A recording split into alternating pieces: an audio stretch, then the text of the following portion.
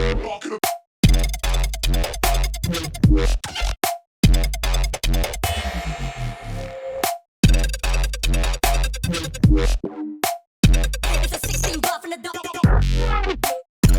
what's up everybody? We got another clutch today. I got the father to this clutch in my hands. This is the only male that we bred to the female. I'll show you her in a second. This is a Keyhole clown male right here. It's a new incomplete dominant gene that they're working with. They found it in one of the clowns, I think. I don't know exactly how the story goes. I don't want to make it up. But he is very interesting. They're saying that maybe it's another granite line, so we will see. I know they're trying to isolate the incomplete dominant Keyhole part of it all by itself without the clown, so they can see if there's a super and see what that looks like. But yeah, he's gonna go back into this tub really quick.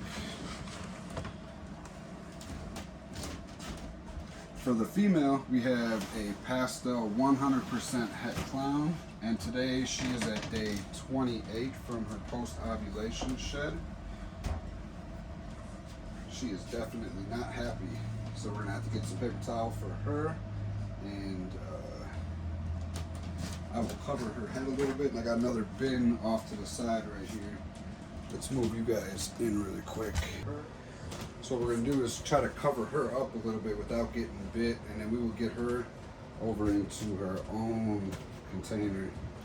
Yeah, we usually don't have girls that are this frustrated. She should calm down pretty quick as soon as we get her off the eggs. There she goes. So there's Mama. Let's hope we don't get bit by playing around. This is a Pastel 100% het clown, and last year, if I'm not wrong, she laid 6 eggs for us as well. It looks like we got 6 eggs here. Get her off into her own bin. And so yeah, we got 6 beautiful eggs.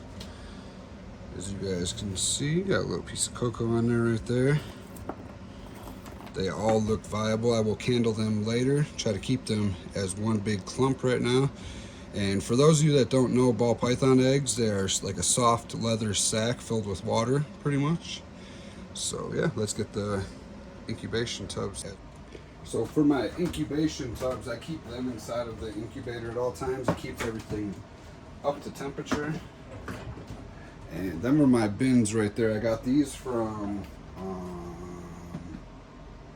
damn, I forgot where I got them from. I want to say I got them from Big Lots. I think I did get them from Big Lots. Oh, this one's already got the grate in there as well. And what I do is I put 350, no, this has 300 grams of vermiculite, and then I use a whole bottle of water that's been in here so that way the water is warm. I just crack the bottle open fresh, and I just sprinkle it all around, trying to cover the whole area. The moisture should even out. It's definitely, I don't know, for me it's the perfect ratio. I don't have any eggs that dry out. I don't have overcondensation or any problems with that.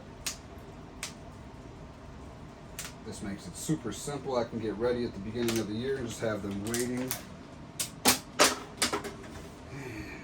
these should come right off.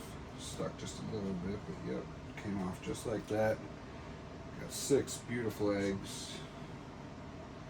Put them inside the tub. I don't need any holders or anything like that.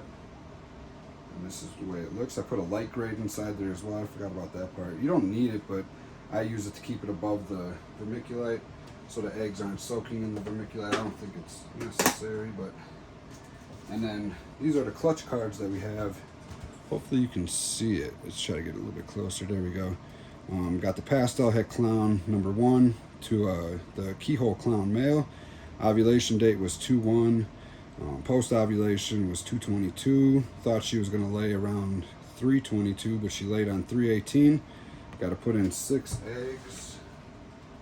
And then we got enough room around here for notes later in the year. And then right here is where I list all the babies with a certain code.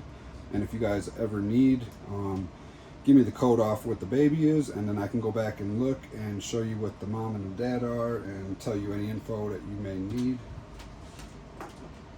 So yeah, there goes. Oh yeah, I want to take this one sticker off right here too.